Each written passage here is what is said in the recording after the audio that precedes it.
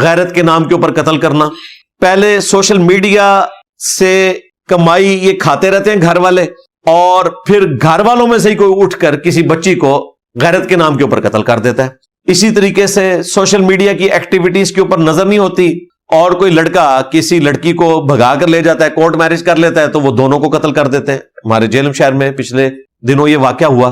ہماری اکیڈمی کے ممبر ہیں, یہ سلمان بھائی ہیں میرے ساتھ جو بیٹھے ہیں, ان کے وہ ریلیٹیو تھے, اور اس واقعے سے پہلے انہوں نے ان کو سمجھانے کی بھی کوشش کی ہے اس لڑکے کو, لیکن نہیں, خمار تھا, اور پھر الٹیمیٹلی دونوں کو قتل کر دیا غیرت کے نام کے اوپر. تو اس طرح آپ غیرت کے نام کے اوپر کسی کو قتل نہیں کر سکتے. نہ اس کا تعلق ریلیجن کے ساتھ ہے.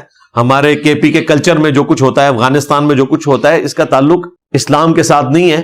یہ اسلام کی بدقسمتی ہے کہ یہ چیزیں ان لوگوں نے اڈاپٹ کی ہوئی ہیں کہ جنہوں نے اپنا حلیہ اسلام والا بنایا ہوا ہے, اور وہ اسلام کے کھاتے میں پڑ گئے ہیں, داڑھیوں والے اور پگڑیوں والے ہمارے جو پشتون بھائی ہیں جہاں اس قسم کا کلچر پایا جاتا ہے. تو غیرت کے نام کے اوپر بھی آپ قتل نہیں کر سکتے. اسی طریقے سے کراچی میں پچھلے دنوں ایک واقعہ رپورٹ ہوا کہ جی ایک خاوند نے بیوی کے آشنا کو بلا کر اور اسے دھکا دے کر بلڈنگ سے گرایا, پہلے اس کے سر میں اینٹ ماری اور پھر اسے قتل کر دیا. اس نے بدلہ لے لیا. مجھے بتائیں کیا بدلہ لیا؟ پوری زندگی کے لیے اب جیل میں سڑے گا یا پھانسی ہو جائے گی اس کو. اب اس میں سے کیا نکلا؟ اس نے اپنی پوری زندگی برباد کر لی.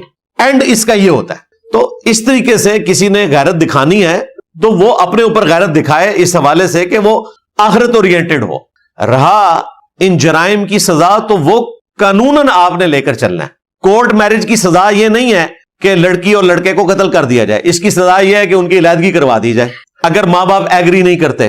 اسی طریقے سے اگر کوئی آشنا کسی کی بیوی کے ساتھ اٹیچ ہوا ہوا تو اس کی سزا یہ نہیں ہے کہ آپ نے ان دونوں کو قتل کر دینا ہے. اس کی سزا یہ ہے کہ آپ ٹھیک ہے اپنی بیوی کو کہیں کہ تمہیں شوق ہے اس کے ساتھ رہنا چاہتی ہو تو ٹھیک ہے, میں تمہیں معروف طریقے سے چھوڑ دیتا ہوں, جاؤ اس کے ساتھ شادی کر لو, اپنی زندگی برباد کرو.